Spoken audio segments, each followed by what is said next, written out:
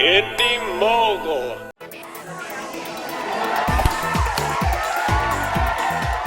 A film that's as mysterious as its title character. You're watching Beyond the Trailer's review of Jonah Hex. Can you shoot? Can you? This war begins right here. I own you now. Not ain't much for being owned. Is this movie good or not good? It's hard to get a beat on Jonah Hex for many reasons. First off, it's a comic book movie. Now back in the day that would spell doom, but we happen to be in the middle of a comic book movie renaissance. Secondly, this is a Western. Westerns are notorious for performing poorly at the box office, but that doesn't mean they're bad movies. Third, Warner Brothers waited as long as possible to release a trailer for this film. Is post-production simply down to the wire, or are they working desperately to try and repair a disaster? Fourth, the film changed directors in pre-production. Crank auteurs Neveldine and Taylor dropped out due to creative differences with Warner Brothers, so Horton Hears a Who director Jimmy Hayward was brought in. Is that a ridiculous choice, or does Hayward have unseen range? I'm willing to give the guy a chance, and Megan Fox hopes you'll give this movie a chance, because since she was fired/quit from Transformers 3, she now has an awful lot riding on this movie. But as for Josh Brolin, he can always go back to his successful career as a supporting actor in Oscar bait movies. That guy from Inglourious Basterds, he simply needs to rack up some movies to get his career going in Hollywood. And John Malkovich, well, he's always game for a paycheck, which might make him the most truly Wild West actor of the bunch. What's it like to go through life with a face like that? I show you. Is this movie good or bad? It's okay. It's good. It's good. This movie was okay. What did you like about it?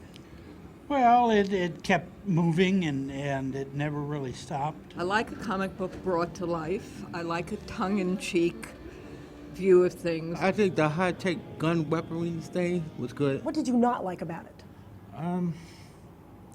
It was a little predictable. Not consistent with the storyline that DC had with the Jonah Hex storybooks. Did you ever read the comic book? No. No, I never did. No.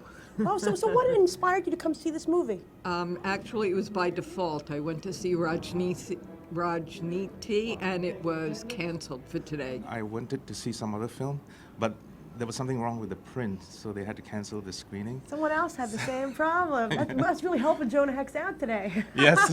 What do you think of Megan Fox? Like every other man thinks of Megan Fox, beautiful as always. She was okay, you know. I thought she was going to be a bigger role in it, but... Oh, she doesn't have a big role? Oh, she has a big role, but I thought, you know, from the preview, I thought she was going to be like a sidekick or partner or something like that. Oh, really? Yeah. I like Josh Brolin's acting. Yeah? I thought he was excellent. Josh Brolin usually does more like, Oscar-type movies. Is he good at this kind of film, too? Yes, he is. You know, if it's a takeoff on Clint Eastwood, that's one thing that the critics said. He does it really over the top. Did it seem too short to you? Because it's only about 80 minutes. Yes, it was. I was expecting to see a bit more, quite frankly. I thought it was going to be at least a 2-hour movie. It wasn't. Not even an hour and a half, right? Yeah, that's why I'm like, oh man, the movie's over already and it just started. You always want to leave them wanting more. Do you want more? Yeah, I could see another movie. So would you recommend this film to people? Absolutely. If they're looking for just action-packed and pure entertainment, yes, then it's worth seeing. No. Oh, okay, just skip it. Yes. That's why we have free television. Thank you for your candor. What do you give it on a 1 to 10? 7? 6 out of 10. An 8. 8.5. Maybe a 4. So even more people saw Jonah Hex, but they told us they'd fallen asleep during the movie, so they couldn't really review it, but in a way, they kinda did. Jonah Hex gets a 6.5.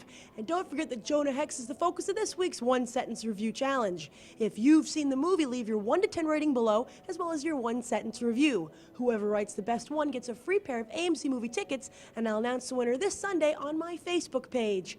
I'm Grace Randolph, reporting from AMC Empire 25, and don't forget to go beyond the trailer for these other top movies.